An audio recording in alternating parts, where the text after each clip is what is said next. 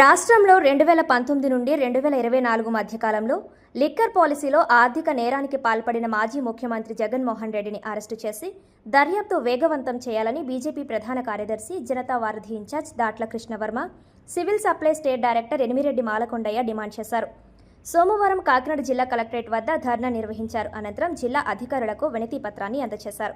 ఈ సందర్భంగా వారు మాట్లాడుతూ సిట్ విచారణలో జగన్ పాత్ర కీలకమని, ప్రతి నెల 50 కోట్ల నుంచి 60 కోట్లు లిక్కర్ స్కామ్లో ముడుపులు అందాయని ఆరోపించారు. దీనిలో కీలకంగా వ్యవహరించిన బాలాజీ గోవిందప్పలో కాల్ డేటా, గూగుల్ పే పరిశీలించి ఆస్తులను అటాచ్మెంట్ చేయాలని డిమాండ్ చేశారు.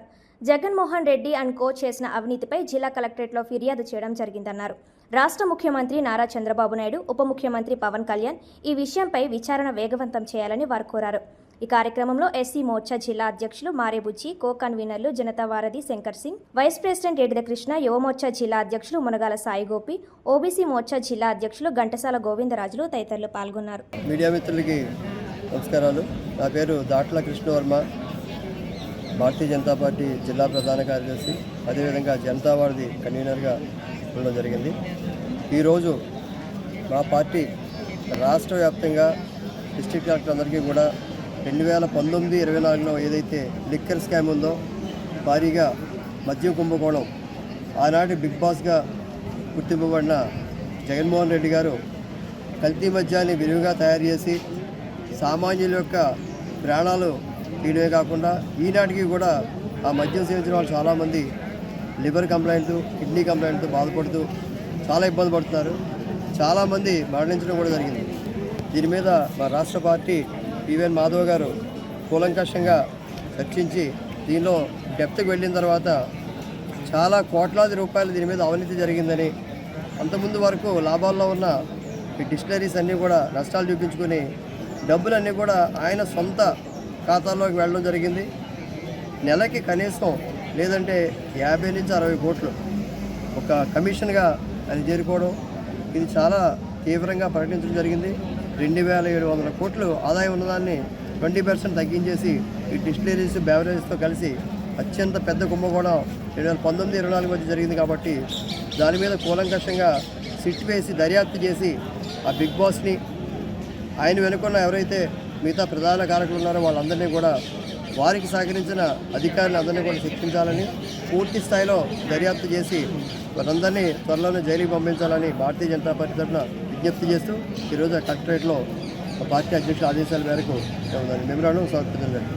భారతీయ జనతా పార్టీ ఆధ్వర్యంలో 2019-2024 మధ్యలో ఉన్నటువంటి వైఎస్ఆర్ ప్రభుత్వం, మాజీ ముఖ్యమంత్రి జగన్మోహన్ రెడ్డి గారి యొక్క నాయకత్వంలో ఆ టైంలో భారతీయ జనతా పార్టీ అధ్యక్షులుగా ఉన్నటువంటి శ్రీ సోమవీర్రాజు గారు కానివ్వండి, శ్రీమతి పురంధేశ్వరి గారు కానివ్వండి, తర్వాత వచ్చినటువంటి మాధవ్ గారు గత 19 నుంచి 24 మధ్యలో అనేక రకాలుగా కల్తీ మద్యం తాగి చనిపోయినటువంటి ప్రాంతాలను కూడా భారతీయ జనతా పార్టీ విజిట్ చేసింది.